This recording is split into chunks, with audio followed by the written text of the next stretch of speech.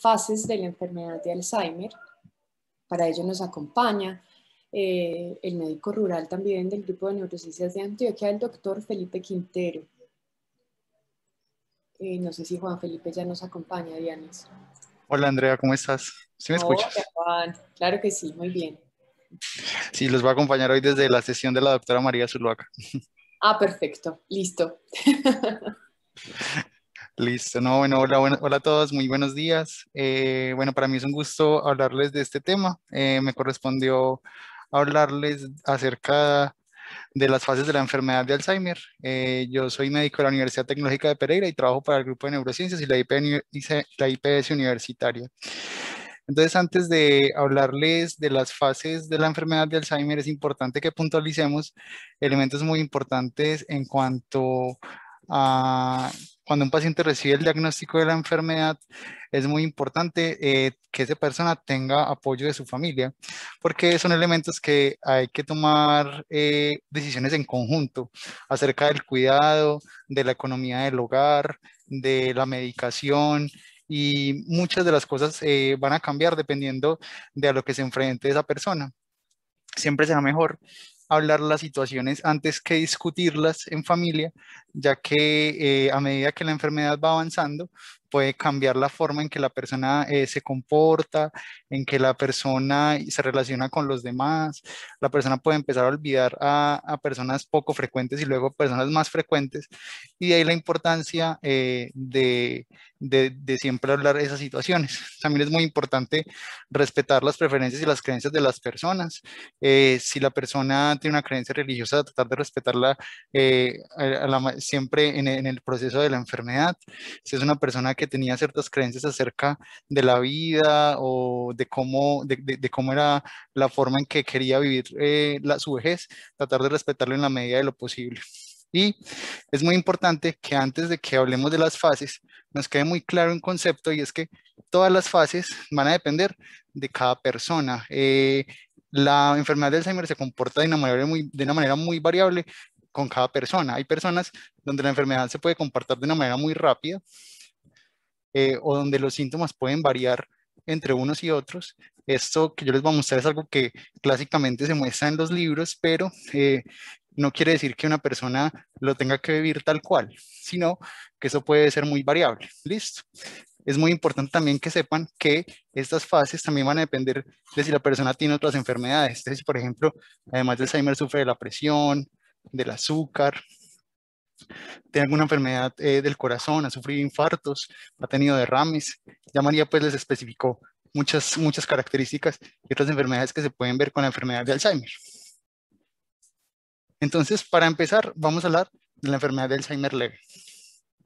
Cuando hablamos de la enfermedad de Alzheimer leve, uno lo caracteriza clínicamente como una condición donde hay ciertos defectos que se pueden manifestar clínicamente. Entonces, por ejemplo, la persona olvida hechos cotidianos o recientes, tiene déficit en el recuerdo de su historia personal, dificultad para concentrarse, para realizar operaciones básicas, tiene incapacidad para planificar viajes, sus finanzas o para realizar actividades complejas. ¿Qué cosas o qué elementos no hacen parte de una enfermedad de Alzheimer leve? Es importante diferenciar entre una y otra. La persona sí se puede orientar en tiempo y en persona cuando tiene una enfermedad de Alzheimer leve. Es capaz de reconocer caras, personas familiares, tiene la capacidad de viajar a lugares conocidos y poderlos identificar sin ningún problema. La persona puede también tener en ese momento, el inicio de la enfermedad, ser una persona que está muy lábil emocionalmente, con cualquier cosa que le cuentan acerca de su familia, con cualquier historia o recuerdo que tiene de su pasado, es muy fácil que la persona arranque a llorar. Y están en un mecanismo de negación que es como esa anosognosia, así lo llamamos los médicos, que es ese momento donde el paciente no comprende que está perdiendo ya sus habilidades cognitivas. Por eso es muy importante que en una fase leve, como familia, como grupo de apoyo, como personas que están al cuidado de los pacientes, se estimule el ejercicio, al menos 150 minutos al día de ejercicio vigoroso, donde la persona sube, si es posible, hacer ejercicio de tipo con peso o algún tipo de ejercicio que genere algún tipo de resistencia y fuerza para que la persona pueda mantenerse físicamente mucho mejor. Entre mejor físicamente esté la persona, eso va a permitir de que mantenga más su independencia. Es importante también que sepamos que las personas pueden perderse si salen solas. Entonces, de ahí la importancia de que siempre esté acompañado o exista algún instrumento que le permita identificarlo fácilmente. Aquí en el grupo tenemos una estrategia que es que las personas utilicen una manilla de identificación, donde allí están los síntomas, las enfermedades que la persona sufre, qué medicamentos toma. También es importante que animemos a la persona a realizar actividades por sí sola. Entonces, por ejemplo, si le gustaba, no sé, arreglar cosas del hogar y son cosas que puede hacer y todavía lo hace bien, animarlo a hacerlo. Pero, por ejemplo, si en ese arreglar las cosas del hogar utiliza herramientas que son cortantes o que pueden hacerse daño, sería mejor supervisarlo, pero siempre tratar de dejarlo hacer. No que porque ya está perdiendo la memoria o se desorienta un poco, ya es una persona que puede quedarse como el mueble viejo de la casa. No, es una persona que puede seguir haciendo cosas, que puede estimularlo y que tal vez necesita algo de supervisión, pero lo podemos animar a seguirlo haciendo. También animarlo a que siga escribiendo, a que siga escuchando, a leyendo las noticias, escuchando la radio, que siga llamando a sus familiares, a saber cómo están todos los días, eso es importante. Así el paciente tenga quejas, le toca repetirle varias veces lo mismo, es muy importante que él se mantenga muy lúcido en cuanto a continuar haciendo esas actividades que tanto le gustan.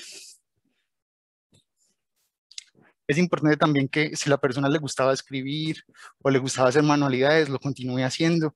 Si, por ejemplo, siempre ha tenido habilidades para hacer decoraciones o para, no sé, la música, que lo siga haciendo, seguirlo estimulando a que lo haga. También involucrarlo en las labores del hogar. Entonces, por ejemplo, si es una persona que ya ha perdido, por ejemplo, habilidad para cocinar por sí solo, yo lo puedo involucrar, por ejemplo, que me ayude haciendo tareas muy simples, como por ejemplo, desgranar una mazorca, desgranar unas arvejas, unos frijoles verdes, y que él se sienta útil con su tiempo, se mantenga entretenido y permita la interacción con otras personas, porque desgraciadamente esa enfermedad hace que las personas empiecen a perder su capacidad para comunicarse.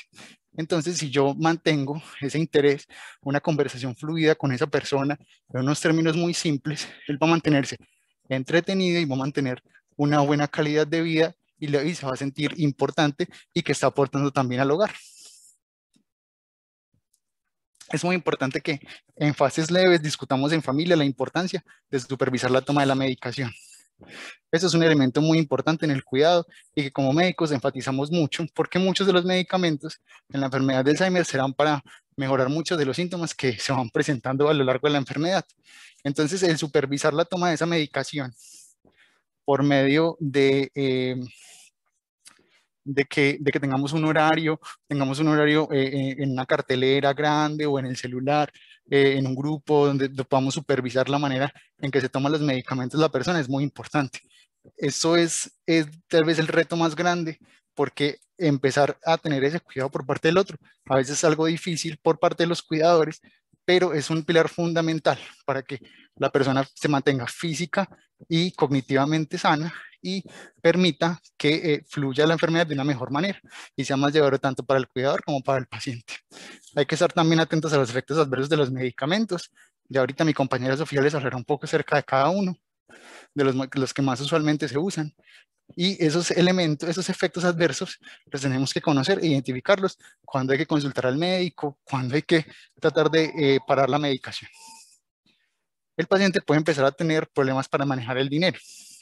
Entonces, como es una persona que normalmente muchas veces ha sido el proveedor del hogar, ha sido el padre, la madre, que es quien merca, quien paga la renta, quien paga las facturas, a veces soltar esas actividades puede ser algo difícil. Entonces, empezarlos a involucrar, empezarlos a dejar con dinero con pequeñas cantidades para que no haya ningún problema a la hora de manejar el dinero y no tenga problemas o no lo tumben o no le esté prestando dinero a otras personas con malas intenciones. Entonces, es muy importante que siempre eso lo empecemos a dialogar y empecemos de a poco a generar estrategias en familia para que eso se lleve de la mejor manera. ¿qué actividades puedo yo hacer en una persona que tiene, está en esta condición? Entonces, miren, hay actividades que se pueden hacer en conjunto.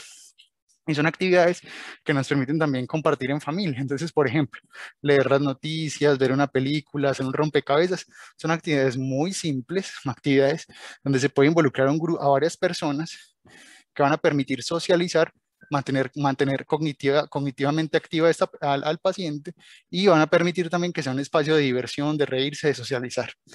También es importante que le facilitemos al paciente libros, implementos de costura. Si a él le gustaba coser, le gustaba el punto de cruz, el crochet, que lo siga haciendo, porque estos elementos son elementos que hacen que la persona disfrute lo que hace y pase su tiempo libre de una mejor manera. También estimular las actividades en el tiempo libre, por ejemplo, el hacer ejercicio, el socializar, el llamar a familiares, es algo muy importante que debemos de enfatizar y que no debemos de olvidar. Otros elementos en los que el paciente puede ser útil es, por ejemplo, que nos ayude a clasificar las prendas y los objetos en casa. Entonces, por ejemplo, decirle que nos ayude a doblar la ropa y con supervisión saber dónde lo está guardando para que luego no tengamos problemas a la hora de, y el paciente se va a sentir muy cómodo haciéndolo, se va a sentir muy útil y va a permitir una ayuda en casa y que la persona lo pueda hacer de una manera fácil. También jugar juegos de mesa con ellos también es muy importante. Y una actividad de estimulación es tratar de, si en el día hemos hecho diferentes actividades de estas que les estoy nombrando, tratar al final del día de empezar a hacer el ejercicio de el cuánto recuerda. Ve, ¿te acuerdas que fuimos al parque? O ¿te acuerdas que hicimos en la mañana? Que estuvimos en tu cuarto. Ah, sí, estuvimos hablando de la ropa, estuvimos poniendo lo rojo con lo rojo, las medias en el cajón, los calzoncillos en el otro cajón. Son cosas que lo ejercitan y que lo mantienen un poco más ubicado en el tiempo. También es muy importante que en ese proceso lo estimulemos tratando de mostrarle álbumes de fotos, porque a medida que la enfermedad avanza, se va perdiendo la memoria reciente, pero también algunas situaciones de la memoria del pasado empiezan como a cambiarse o empiezan como a cambiar de matiz, ya no la cuenta como era antes, entonces empiezan como a tergiversar las historias. Entonces tratar de mantenerlos activos, mostrándoles fotos donde les digamos, mira, esta era tu esposa, tu hermano, tu perrito de la infancia. Son cosas que a él le van a generar alegría, el recordarlo, va a generar una fuente de conversación y además de eso lo va a mantener mucho más centrado y cognitivamente activo. También es importante que recuerde los rostros porque a medida que la enfermedad avanza, las personas empiezan a perder la capacidad de reconocerse a sí mismos y de reconocer el rostro de otros. Entonces, esas actividades permiten que eso se mantenga por un buen tiempo. También que lee o escuche la radio y conversar, tratar de decirle, ven, explícame cómo fue que pasó el suceso, qué fue lo que acabaron de decir en la radio y que él trate en sus palabras de generar un discurso donde pueda explicar esa información. Todo esto en una fase leve de la enfermedad. También que si se organiza una reunión familiar, tratar de que se socialice y se cuenten historias agradables, historias que al paciente le gusten, sea de su pasado o del presente, y que lo mantengan activo cognitivamente, le permita socializar con personas que pocas veces ve o que frecuentemente o que no ve mucho. Si tienen la incapacidad de que estamos en la virtualidad, todos tenemos acceso a un teléfono y el escuchar aunque sea la voz de la persona por medio de otro medio y estar ahí con supervisión y generar una conversación entre dos personas por medio del teléfono puede ayudar a mantenerlo mucho mejor. O si tenemos la facilidad de tener un computador como en este momento, el poder vernos los rostros, en este caso pues yo tengo mascarilla porque estoy aquí en un espacio con más personas, pero si yo tengo la oportunidad de quitármelo y poder gesticular, que la persona me vea, es algo muy importante. También mantener una comunicación constante, porque ellos empiezan a aislar mucho, empiezan a perder mucho la capacidad para comunicar y expresar lo que ellos quieren, lo que ellos sienten. Entonces, muchas veces pasa desapercibido los síntomas del ánimo, los síntomas depresivos. Entonces ya no quiere hacer nada, ya no quiere salir. Y son cosas que se pueden evitar si lo conversáramos con el otro. Muy bien. En la enfermedad de Alzheimer moderada, algunos de los síntomas que podemos encontrar que el paciente puede necesitar asistencia en determinadas tareas, no en el aseo ni en la comida, pero sí, por ejemplo, en empezar a necesitar ayuda para elegir su ropa. También ya es incapaz de recordar aspectos importantes de su vida cotidiana. Entonces, por ejemplo, ya no recuerda dónde vive, el teléfono, el nombre de algún tipo de familiar. Es frecuente que tenga cierta desorientación en tiempo o en lugar, y yo como familiar tengo que tratar de ayudarle y decirle: hoy estamos a viernes, estamos en la mañana, hoy es 13 de agosto del año 2021 y estamos en la casa en Envigado. Entonces son situaciones que me van a ayudar a mí a que se sienta más tranquilo, que no se angustie porque olvidó la fecha. Todos hemos sentido esa angustia cuando no sabemos que estamos ubicados, y más si él tiene una enfermedad de base, va a aumentar esa sensación. De ahí la importancia de que siempre tengamos un lenguaje pausado y tranquilo a la hora de comunicarle este tipo de situaciones. También empiezan con problemas ya problemas de mayor de cálculo. Antes era de restar de 7 en 7, ahora ya contar de 2 en 2 de forma ascendente o descendente se le empieza a dificultar. Los cálculos ya es algo más complejo para ellos. Y el paciente normalmente sabe el nombre, su nombre, sabe quién es él, todavía se reconoce a sí mismo, reconoce el de su esposa y el de sus hijos, pero ya personas que ve, por ejemplo, poco, como, no sé, sus sobrinos, sus primos, puede que ya no los reconozca, y de ahí la importancia de que tengamos una conversación fluida con la otra persona, expliquemos la situación y continuemos con una conversación fluida hasta que, con un trato amable, hasta que la persona lo reconozca, o si no lo reconoce, tratar de pasar un rato agradable con la persona sin hacerle ver esas quejas, porque eso puede afectar el ánimo del paciente. En cuanto a la enfermedad de Alzheimer de una etapa moderada avanzada, algunos de los síntomas que se describen generalmente en esas condiciones son: el paciente olvida a veces el nombre de su esposa, de quien depende para vivir. Es una situación difícil, es una situación donde el, el olvidar el nombre de esa otra persona puede que lo afecte emocionalmente a la familia, pero de la importancia de darle un manejo, ya sea con psicoeducación o con psicología, para afrontar ese tipo de situaciones que pueden llegar a ser muy difíciles. El paciente ya ha empezado a olvidar datos del pasado, pero retiene uno que otro. De la importancia de estimularlo: recuerda el nombre de sus hermanos, el nombre del pueblo donde nació, la finca donde nació, recuerda, por ejemplo, el nombre de sus maestros. Son cositas muy simples que todavía la persona puede evocar, porque eso hace parte de la memoria más antigua del paciente. También tiene desorientación temporoespacial. Es algo que ya lo discutimos en la anterior diapositiva. También tiene dificultad para contar, puede necesitar asistencias para las actividades de la vida diaria. Antes necesitaba ayuda para elegir la ropa. Tal vez en este momento ya necesite ayuda para vestirse, porque puede que las prendas, las camisas, se las ponga, por ejemplo, de forma inversa, y empiece por el pantalón, y el pantalón se le empieza a poner como si fuera la camisa, o se ponga las medias no en los pies, sino en las manos. Entonces necesita un poco de supervisión, o en su defecto ayudarle. También puede presentar algún grado de incontinencia. Esa es una de las situaciones, pues, tal vez más complejas de manejar, pero pues afortunadamente el sistema de salud eh, tiene mecanismos con los cuales los médicos, dependiendo de la funcionalidad, la capacidad adquisitiva de la persona, puede evaluar si la persona pueden afrontar este gasto por medio del sistema de salud y mejorar, por ejemplo, la parte de la incontinencia urinaria. También el paciente es capaz de reconocer su nombre y diferencia a rostros familiares de otros.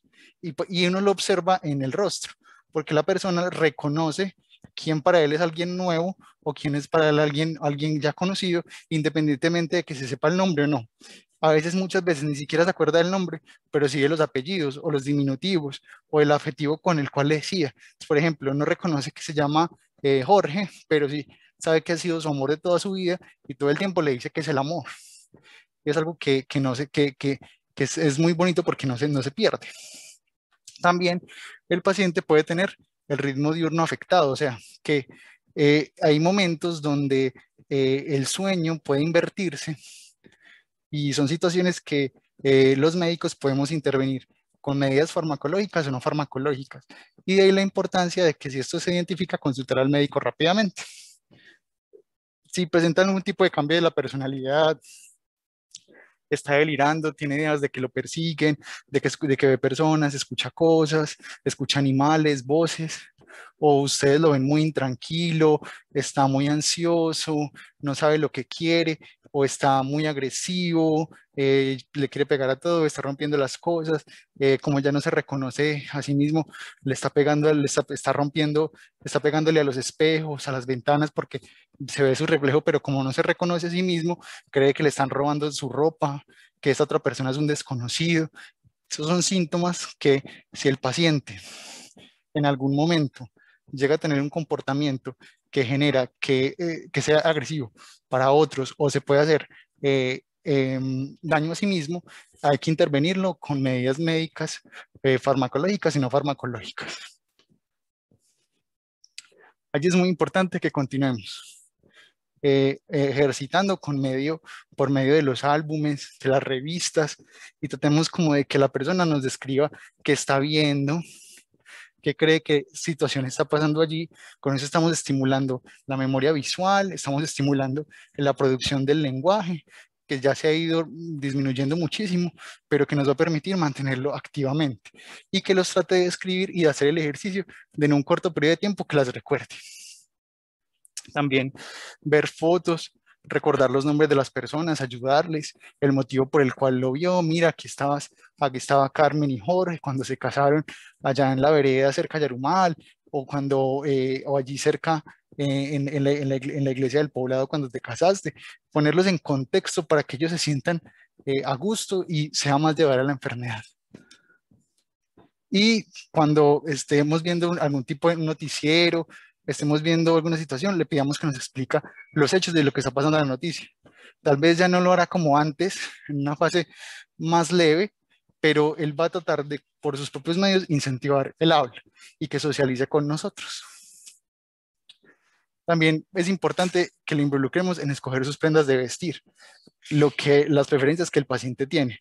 Tal vez si él lo hiciera solo no combina de la mejor manera, pero con el paso del tiempo eso va mejor, involucrarlo a él va a hacer que se sienta a gusto con lo que lleva puesto. También es importante darle independencia a las actividades que puede realizar.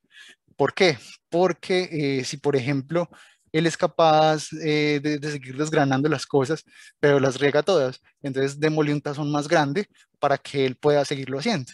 Aquí lo que queremos hacer es que él se involucre y que socialice, ¿sí? No queremos que las cosas queden bonito o que si se demora mucho.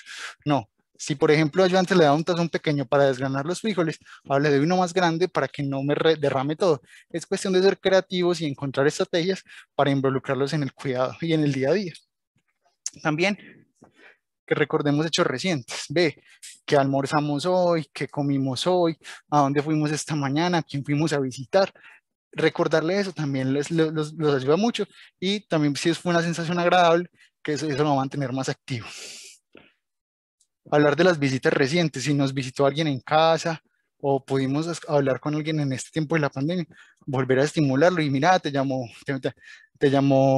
Juliana, la hermanita de Margarita, que ella te contó que ella estaba ya aquí en Medellín y que te quiere visitar y te manda saludos.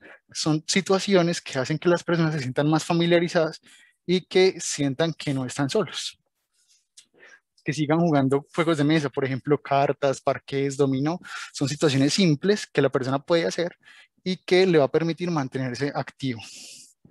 Y ante todo, realizar actividad física hasta donde se pueda.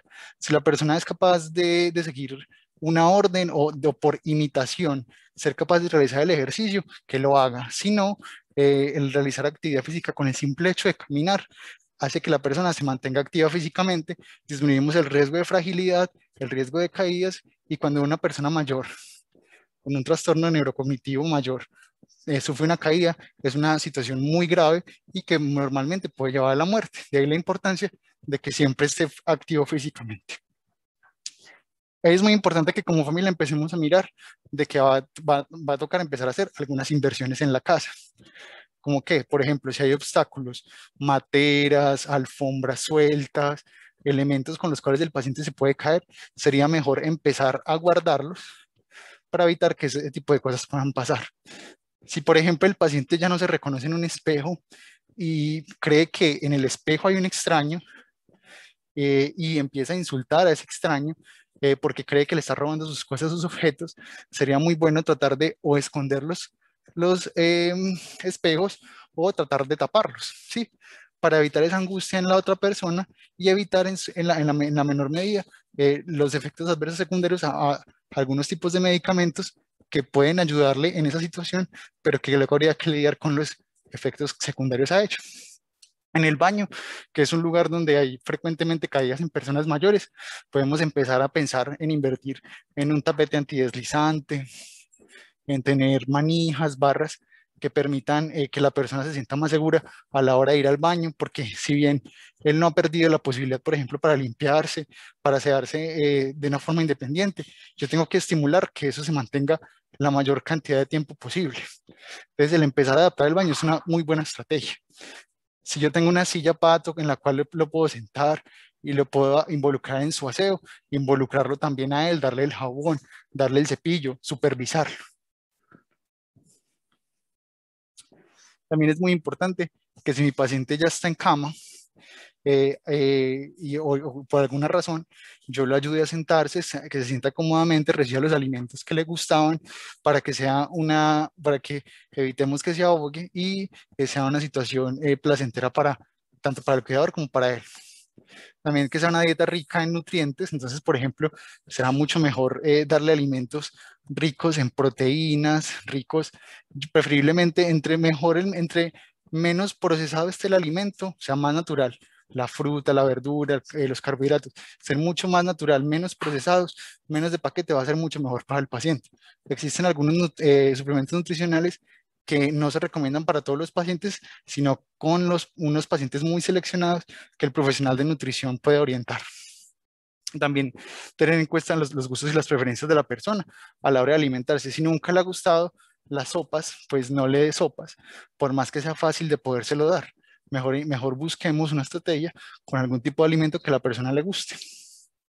También van a enfrentarse a la situación donde el paciente olvida qué ha comido. Entonces, ahí es importante dar alimentos livianos en las comidas grandes que le generen saciedad, por ejemplo, los alimentos ricos en proteínas, con carne, pollo, huevo, o ricos en, por ejemplo, en legumbres como el frijol, el garbanzo, son alimentos que generan mucha saciedad, pero si él olvidó que comió, entonces siempre mantener un pedazo, una porción pequeña de pan, una porción pequeña de galletas que permitan que la persona pueda saciar esa necesidad inmediata de hambre y no permita que tenga desequilibrios en su peso o tenga problemas de desarrollar alguna otra enfermedad por exceso de la ingesta. Cuando ya estamos ante una enfermedad de Alzheimer avanzada, esta es una condición donde el paciente tiene una pérdida progresiva de todas las capacidades verbales.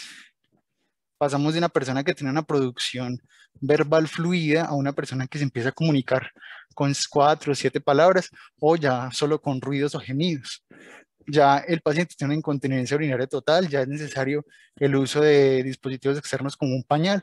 También puede ir acompañado de una incontinencia doble con una incontinencia fecal y eso hay que pues valorarlo con el médico y mirar muy bien qué estamos comiendo, cómo estamos comiendo, con el fin de evitar el estreñimiento. También va a necesitar asistencia de la higiene personal y la alimentación.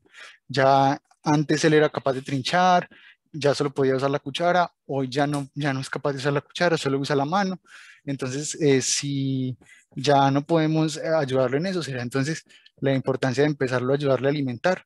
Hay momentos donde esa alimentación puede durar como 10 minutos, a que pueda alargarse a 1 hora y llegar el momento en el que está la incapacidad para alimentarse que tiene dificultad para tragar porque su cerebro es tanta la atrofia de su cerebro que empieza a tener incapacidad para coordinar la capacidad para tragar los alimentos.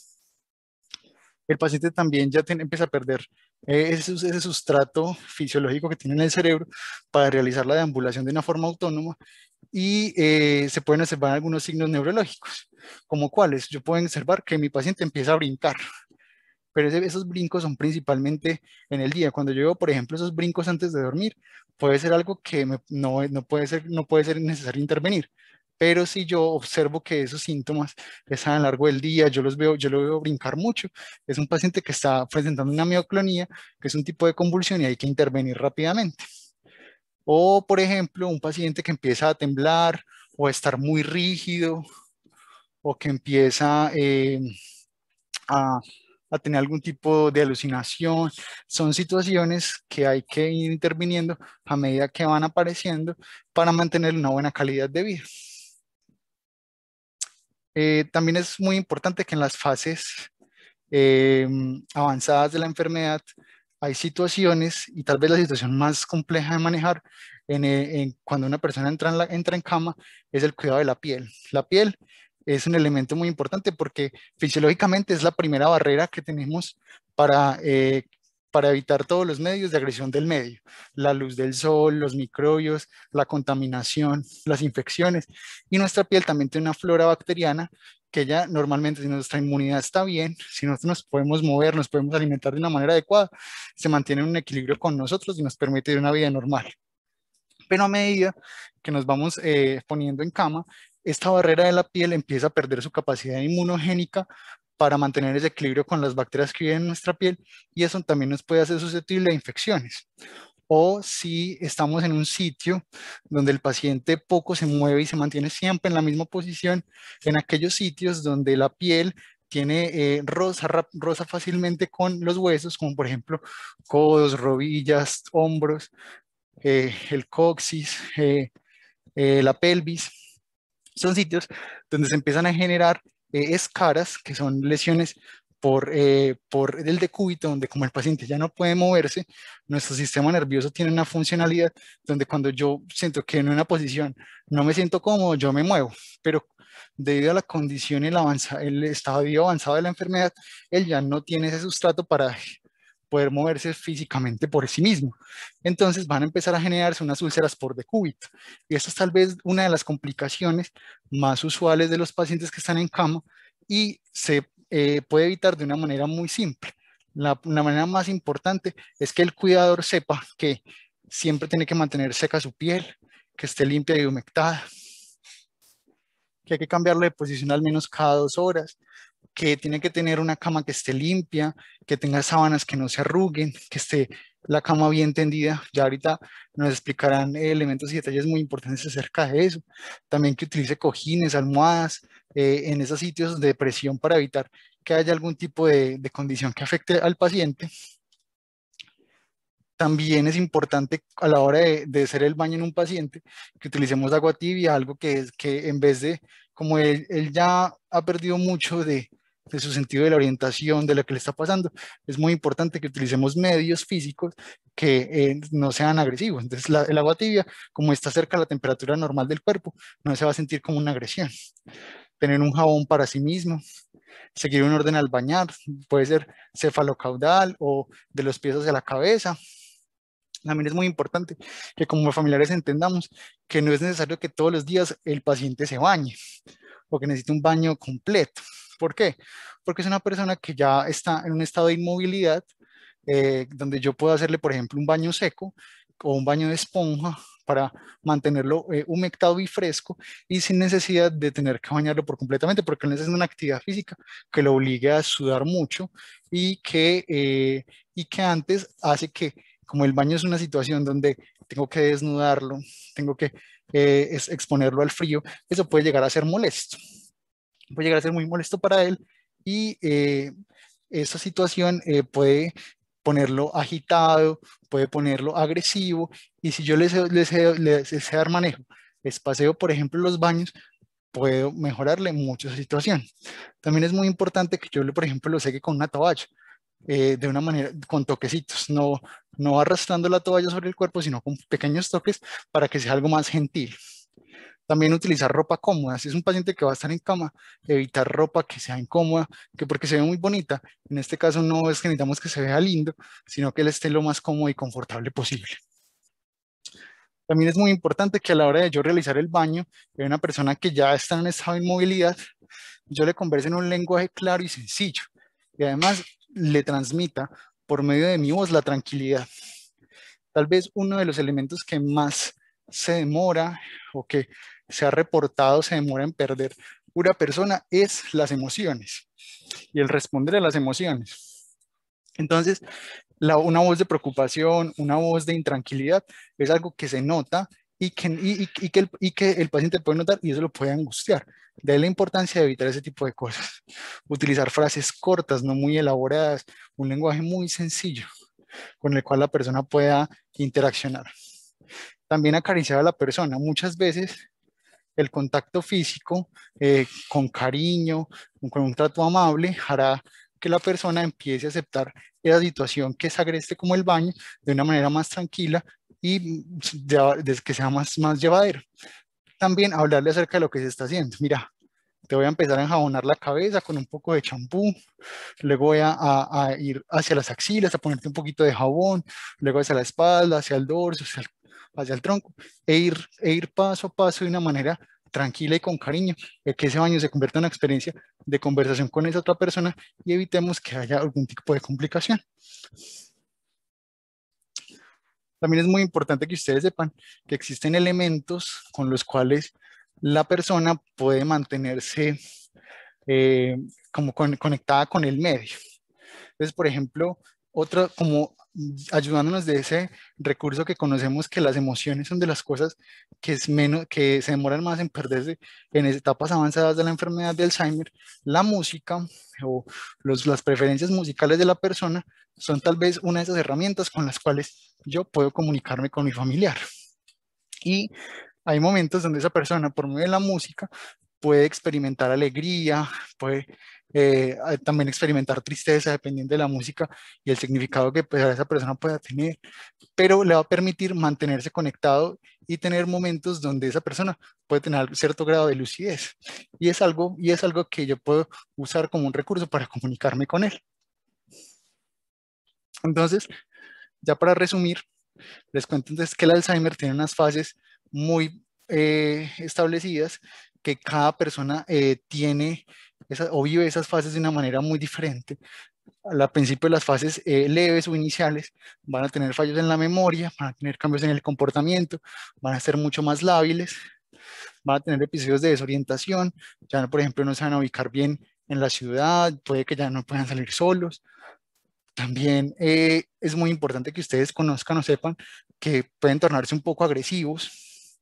Esa agresividad hacer que la persona, eh, no sé, al no saber dónde está, al sentirse desorientado, no comprender lo que está pasando, y como él no reconoce ese que tiene problemas de la memoria, problemas en diferentes dominios cognitivos, para él lo que está pasando, sea que alguien se está confabulando contra él, que tiene una brujería o demás, y se torne muy agresivo con los demás. Y también puede que empiece a perder la disminución de la capacidad para mantener la atención y que empiece a perder ese estímulo para leer, para hacer lo que le gusta. De ahí la importancia de animarlo a que lo siga haciendo, independientemente de que se demore más o se le dificulte más comprender las cosas. También en una fase moderada, esa pérdida de la memoria puede ser ya tanto de los eventos recientes como algunos del pasado. Puede que tenga actos repetitivos, entonces, por ejemplo, que quiera comer varias veces porque no ha olvidado comer, que cuando van, por ejemplo, en el supermercado, saque meta varias cosas y vuelve y las saque del carrito, que esté, por ejemplo, con elementos de tipo ritualistas, donde verifica varias veces que sí quedó bien cerrado el carro, de que sí quedaron bien cerradas las ventanas y las puertas, y lo ha hecho 2, 3, 4, 5 veces, que son elementos que llaman mucho la atención y dependiendo del contexto será necesario hacer una medida no farmacológica o farmacológica. Empieza a perder la capacidad para reconocer a sus familiares o a sus pares. Va a tener momentos donde o días donde el paciente va a estar muy lúcido y va a ser autónomo, como si hubiese regresado a la hubiese revertido la enfermedad, y va a haber momentos donde va a estar con muchas más dificultades para realizar sus actividades o para colaborar en esas actividades que yo lo pongo a hacer. Puede que se torne agresivo porque está confundido, no conoce lo que está pasando. También va a necesitar más dependencia por parte del cuidador y necesitar más ayuda para vestirse, para comer, y puede que empiece a perder la capacidad de su lenguaje. Ahí ya vamos a empezar a ver que su producción del lenguaje empieza a disminuirse. Y ya en las fases avanzadas es un paciente que ya depende físicamente de otro, va a necesitar mucha ayuda, va a perder la capacidad para hablar, puede que se comunique con 2 o 3 palabras o con adjetivos muy específicos, o en su defecto con gemidos, gruñidos. Ya no reconoce su rostro, ya no reconoce lo que le está pasando, puede que ya tenga algo de incontinencia y ya necesita ayuda para la alimentación, y dependiendo de la situación y de las características que tengan, va a necesitar de alimentos blandos, alimentos licuados, líquidos o algún tipo de suplemento que le pueda ayudar. Entonces, ya para terminar, yo les traje un pequeño poema que me encontré, que me parece muy bonito. Ella dice: ella va entre recuerdo y recuerdo, de las memorias más cercanas a las lejanas. Se aferra a sus años mozos con la bravura de un conquistador y no olvida sonreír con aquellas baladas que tanto susurró. Sus palabras poco a poco se apagan, ya su imagen en el espejo la ve con extrañeza, pero he aprendido a abrazarla de mil maneras, pero en cada abrazo comunicarle lo que quiero que ella entienda. Su mundo ha empezado a temblar. Con amabilidad los galenos la cuidan. Los días que de a poco se apagan, la echo de menos, aunque la tengo tan cerca. Bueno, yo creo que con eso termino. Yo le doy las gracias a todos por haberme escuchado y no, quedo atento si alguien tiene alguna pregunta, alguna duda, con muchísimo gusto. No, doctor Juan Felipe, qué poema tan bonito.